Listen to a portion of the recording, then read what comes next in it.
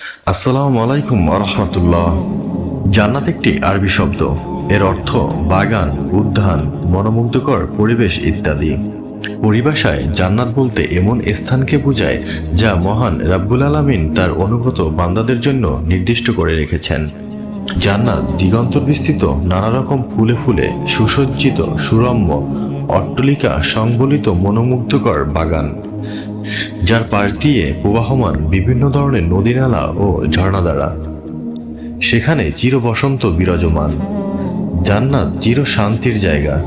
সেখানে আরামায়ে সুখ শান্তি, আমোদ প্রমোদ, চিত্র বিনোদন ও আনন্দ আহ্লাদের চরম ও পরম ব্যবস্থা রয়েছে। সেখানে ভোগবিলাস ও পানাহারের আতিশয্য। জান্নাতীরা যা কামনা করবে কিংবা কোনো কিছু পাওয়ার আহ্বান জানাবে সবকিছু পাবে। জান্নাত হলো এমন জায়গা যেখানে বান্দার কোনো চাওয়াই অপূর্ণ হবে না। আজ আমরা আলোচনা করব জান্নাতের ঝর্ণা নিয়ে। পবিত্র কোরআনে মহান আল্লাহ বলেন, পরহেজগারদের যে জান্নাতের ওয়াদা দেওয়া হয়েছে তার অবস্থা এমন। তাতে আছে পানির নহর, নির্মল দুধের নহর, যার স্বাদ অপরিবর্তনীয়। পানকারীদের জন্য রয়েছে সুস্বাদু শরাবের নহর এবং পরিশোধিত মধুর নহর। তথায় তাদের জন্য আছে রকমারি ফলমূল ও তাদের পালনকর্তার ক্ষমা। পরহেজগাররা কি তাদের সমান যারা জাহান্নামে অনন্তকাল থাকবে এবং যাদের পান করতে দেওয়া হবে ফুটন্ত পানি? অতঃপর তা তাদের নাড়ি ভুঁড়ি ছিন্ন বিচ্ছিন্ন করে দেবে। পবিত্র কোরআনের বর্ণনা মতে জান্নাতের অমৃত সুধাধারা চারটি। এগুলো জান্নাতের নদীতে প্রবাহিত হবে।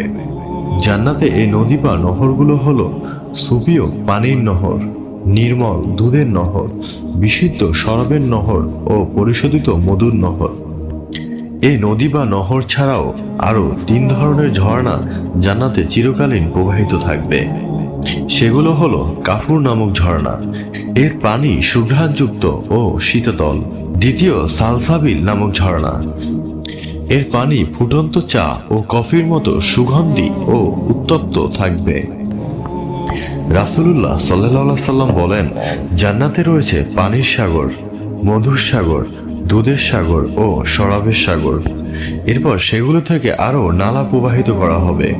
রাসূলুল্লাহ সাল্লাল্লাহু আলাইহি সাল্লাম আরো বলেন, জান্নাতের প্রবেশ মুখ থেকে উৎসারিত বারেক নামের একটি নহর রয়েছে।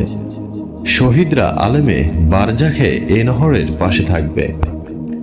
উপরোক্ত 4টি নহর ও 3টি ঝর্ণা ছাড়াও আরো একটি নহর রয়েছে, যেটিকে কাউসার বলে। এ নহর সম্পর্কে হাদিসে এসেছে, আনাস রাদিয়াল্লাহু তাআলা আনহু বলেন, একদিন রাসূলুল্লাহ সাল্লাল্লাহু আলাইহি সাল্লাম মসজিদে আমাদের সামনে উপস্থিত ছিলেন। হঠাৎ তার মধ্যে তন্ত্র অথবা এক ধরনের অচেতনার ভাব দেখা দিল। অতঃপর তিনি হাসি মুখে মাথা উঠালেন। আমরা জিজ্ঞেস করলাম, হে আল্লাহর রাসূল, আপনার হাসির কারণ কি? তিনি বললেন, এই মুহূর্তে আমার কাছে একটি সূরা অবতীর্ণ হয়েছে। অতঃপর তিনি বিসমিল্লাহ সহ সূরা আল কাউসার পাঠ করলেন এবং বললেন, তোমরা জানো কাউসার কি? আমরা বললাম, আল্লাহ তাআলা ও তার রাসূল ভালো জানেন। তিনি বললেন, এটা জান্নাতের একটি নহর। আমার রব আমাকে এটা দেবেন বলে ওয়াদা করেছেন। এতে অজস্র কল্যাণ রয়েছে। এই হাউস থেকে কিয়ামতের দিন আমার উম্মত পানি পান করতে যাবে। এর পানি পান করার পাত্র সংখ্যা আকাশের তারকা সম হবে। তখন কিছু লোককে ফেরেশতারা হাউস থেকে হটিয়ে দেবে। আমি বলবো, হে রব, এরা তো আমার উম্মত। তখন আল্লাহ তাআলা বলবেন, আপনি জানেন না, আপনার পরে তারা নতুন মত ও পথ অবলম্বন করেছিল, সুতরাং এরা আপনার উম্মত নয়।